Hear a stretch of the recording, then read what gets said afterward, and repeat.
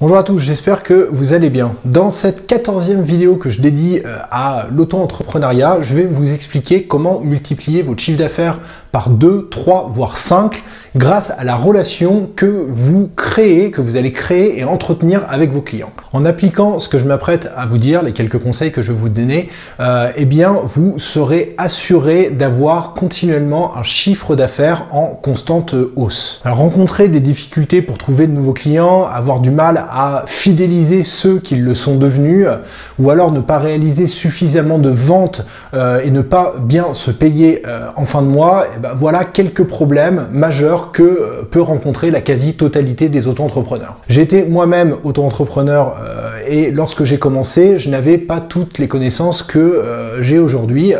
Tous les problèmes donc que vous pouvez rencontrer actuellement, j'y ai été confronté un jour ou l'autre. Si seulement à l'époque j'avais eu toutes les connaissances que je m'apprête à vous dire ici, eh bien j'aurais sans doute multiplié mon chiffre d'affaires par 3 ou par 4 minimum. Et donc là, dans cette vidéo, ce que je m'apprête à vous expliquer, c'est en fait la compétence relation client. Ce terme paraît un petit peu banal, réservé aux sociétés de standing, mais je peux vous jurer que c'est tout le contraire. C'est une compétence extrêmement importante à avoir. En sachant avoir une relation client optimisée, vous allez vendre 2, 3, 4, voire même peut-être 10 fois plus. Établir une bonne relation client ne va pas vous prendre plus de temps que d'envoyer quelques mails et ça vous reprendra également peut-être 20 fois moins cher que de faire une publicité payante. Le résultat, quant à lui, sera bien au-dessus de vos espérances, je peux vous le jurer, si vous avez une bonne relation client. Donc alors, comment créer une bonne relation avec vos clients et vos prospects? Je vais vous le dire maintenant, prenez un petit papier pour noter. 1, il va falloir créer une liste. Partez du principe que toute personne qui prend contact avec vous devient un prospect. Alors, qui sont ces personnes qui peuvent être susceptibles d'être ajoutées sur votre liste? Bien, premièrement, c'est toutes les personnes qui vous demandent de renseignements. C'est également toutes ces personnes qui vous demandent des devis, même ceux qui ne répondent pas favorablement à vos devis. Ça peut être également les personnes que vous rencontrez et qui manifestent un intérêt pour ce que vous faites. Ça peut être également des personnes qui viennent vers vous et qui proposent un partenariat.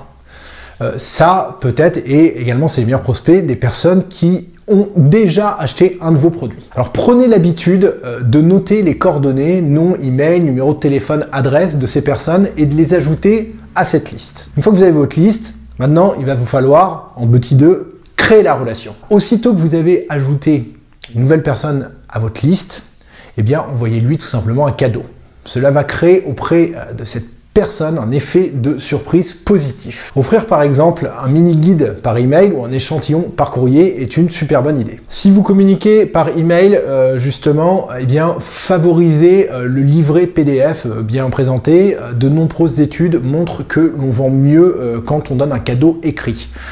Également, si vous offrez sur votre site web un kit contre une adresse email, favorisez toujours le PDF. Ces mêmes études démontrent que quelqu'un qui s'inscrit pour quelque chose d'écrit est un meilleur prospect. Une fois que vous avez fait votre cadeau, il ne vous reste plus qu'en petit 3, entretenir la relation. Ne vous contentez pas seulement d'une seule bonne impression au départ, communiquez donc fréquemment avec les personnes de votre liste. Offrez-leur des avantages que seuls eux auront, aidez-les à résoudre certains problèmes qu'ils rencontrent. En portant votre attention sur vos prospects, en les écoutant et en leur donnant une partie de vous-même, vous réussirez facilement à obtenir d'eux ce que vous souhaitez. Et ce que vous voulez, c'est qu'ils achètent vos produits avant tout. Donc voilà, c'est la fin de cette vidéo. Je vous recommande vraiment de mettre en pratique ces conseils dès maintenant. Là, si quelqu'un vous envoie un mail dans la minute pour vous faire une demande d'information, ou alors que vous avez un client qui vient, qui est accompagné par une personne et que cette personne vous pose une question, eh bien,